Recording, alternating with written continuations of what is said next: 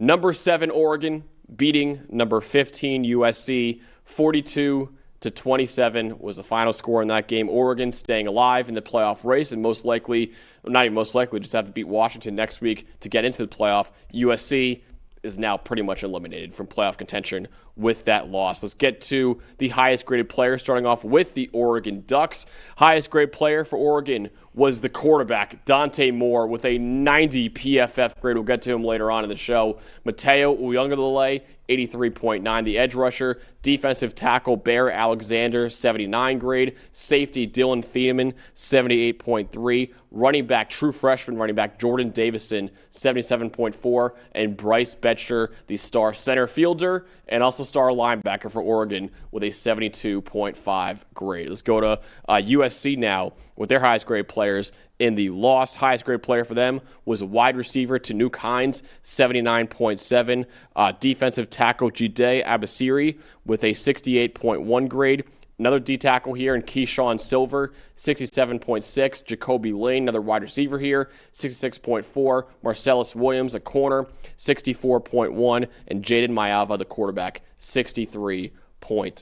Dalton, what told the story in this win for Oregon? I think the more I examined these two teams before when we were previewing it this week, I felt like Oregon had decided advantages in the trenches, right? And there was a lot of injuries that happened, especially on both offensive lines in this game. Isaiah World for Oregon, their left tackle, only played 16 snaps. Yapani Lalulu, their center, only played 12 snaps in this game. But Oregon still dominated the trenches on both sides of the ball. You look at the offensive line grades, the overalls aren't great for either team with playing with multiple backups out there. Oregon 58.5. USC 47.5 on the overall grade there, but the pass protection was a big difference. Oregon 84 pass blocking grade, USC with just a 48. Dante Moore was only pressured 5 times the entire day out of 31 dropbacks. You leave a quarterback that good, that much time in the pocket, he's going to kill you, and he absolutely did. He also had an 86 passing grade versus the blitz. He trusted that offensive line to pick up those blitzes and make throws through it. Then you look on the other side of the defensive line and how Oregon dominated up front. Tatum Tuioti, Mateo Uyunglele, Bear Alexander, right? Those guys up front, Amari Washington,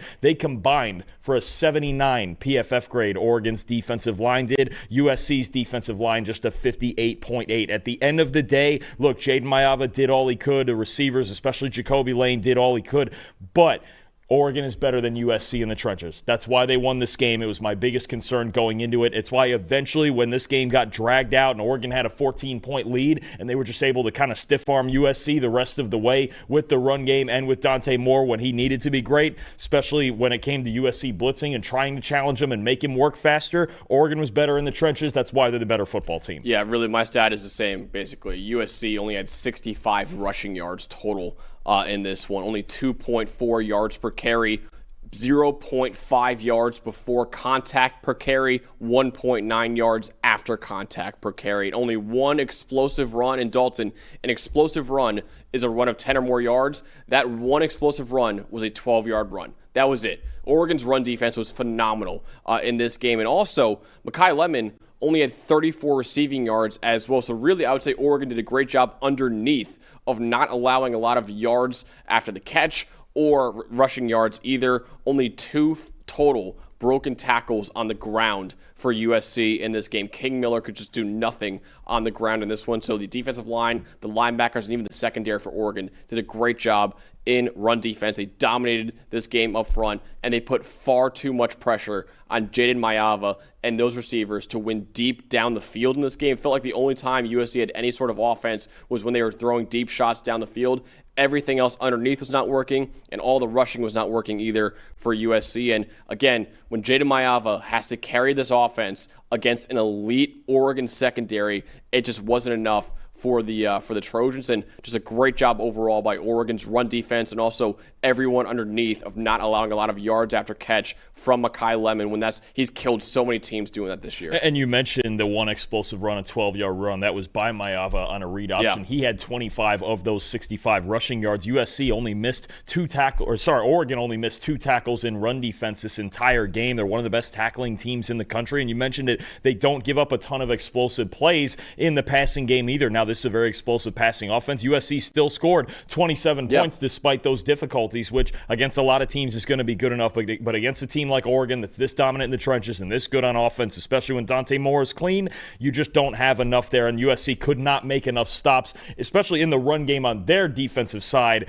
to really keep this game within reach. Once they got down 14, it felt like they were really in trouble, and it just kind of stayed there the rest of the way. Who do you want to shout out the most in this win for Oregon? I keep talking trenches, but I'm going to go with this defensive line. There's just so many guys. It wasn't just one or two guys that played well. You look at Mateo Uiagalelei, 78.9 pass rush grade, 4 pressures and a strip sack. Bear Alexander, excellent in run defense with 4 pressures. Amari Washington, solid in run defense, 3 pressures. Terrence Green, a part-timer with a couple pressures. Tatum Tuioti with 5 stops. I think this is really the most dominant unit on the field in this game was Oregon's defensive line as a unit. Again, it wasn't one individual guy with 12 pressures or anything crazy like that, but they all played solid football across the board, especially against a banged-up USC offensive line. You talk about the run defense, the running backs only having 41 yards in this game. That's a big credit to the defensive line. You talk about Jaden Mayava having to carry this offense. It's because the Oregon defensive line especially dominated down low, and USC had to work around it the entire day. Yeah, our guy Andrew Harbaugh shouting out Dante Moore in the chat. That's exactly my shout-out to. Dante Moore looked like an NFL quarterback in this game, man. He was absolutely preposterous against this USC defense that, yes, was missing their 2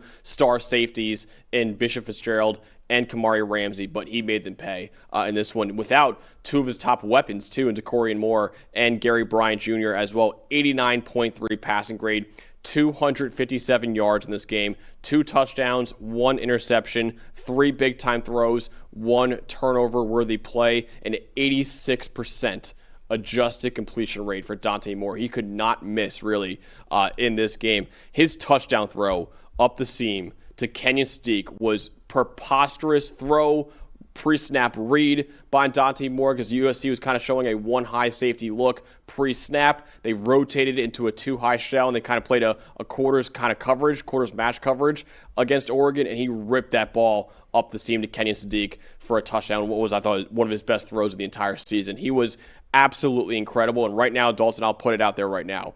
I don't know if he will declare. There's a lot of people saying that he might come back to school to Oregon for another year. And if he does, great for Oregon, and they're going to be a national title contender if he does do that. If he does declare right now, I would take him as the number 1 quarterback in this draft over Fernando Mendoza and over Ty Simpson. I just think the upside with a guy like Dante Moore, who's younger than both those guys and has played, I would say, basically just as well as both those guys this year.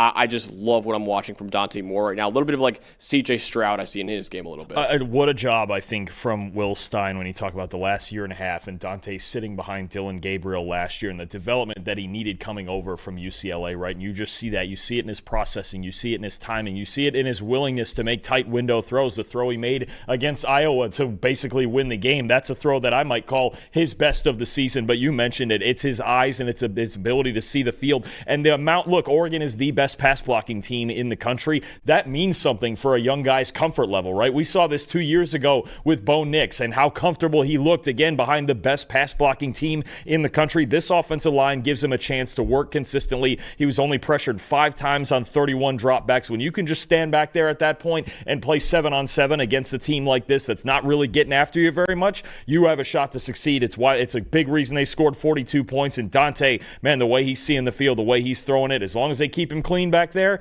they're going to have a shot to win any game they're playing. It's really awesome to see kind of his story at Oregon, too, because this is a guy who actually was committed to Oregon for the longest time, and right at National Signing Day, he flipped to UCLA to play immediately. Started as a true freshman at UCLA. Didn't have the best freshman year overall. There's some highs in there, of course, but overall was not a great year. And the maturity from Dante Moore to transfer to Oregon, Dan Lanning said, hey, I told Dante when he transferred here, you're going to have to sit for a year. Like, we have Dylan Gabriel coming in. You're not going to start. And Dante said, you know what? That's fine. I'm going to sit for a year behind Dylan Gabriel. I'm going to learn this offense. I'm going to develop even more. And you're seeing him now as a redshirt sophomore, just what he's doing in this offense. And it's incredible to watch, honestly. I just love the maturity from Dante Moore, where when so many other former 5-star quarterbacks, he was a top 3 recruit overall coming out of high school, would go to UCLA, doesn't work out, and I would say, okay, I'll go transfer somewhere else and play immediately. Dante said, you know what? I'm going to go to the school I was originally committed to, sit for a year behind a veteran quarterback in Dylan Gabriel,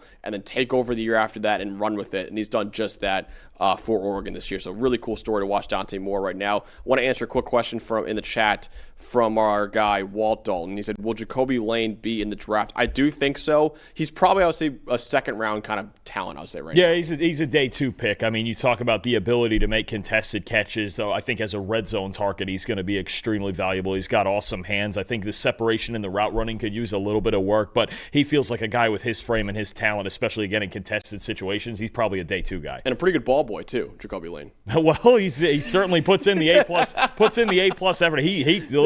That was wild, dude. Hey, footballs are expensive, man. You don't want to lose those things. I'm telling you. For anyone who doesn't know what I'm talking about, Jaden Mayava threw an interception in the game. I forgot who caught it. But anyways, he brought the ball to the sideline. It was a USC throwing ball, so it was USC's property, whatever.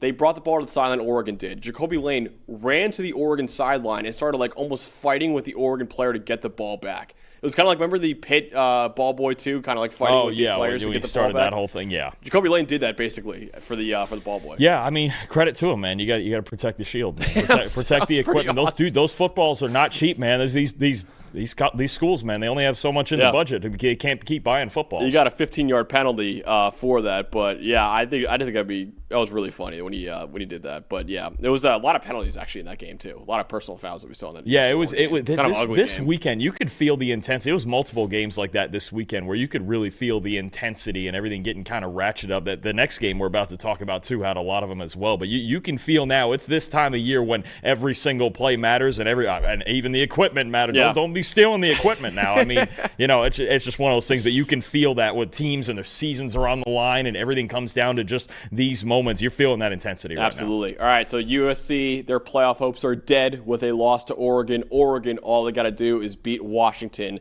to make yet another college football playoff.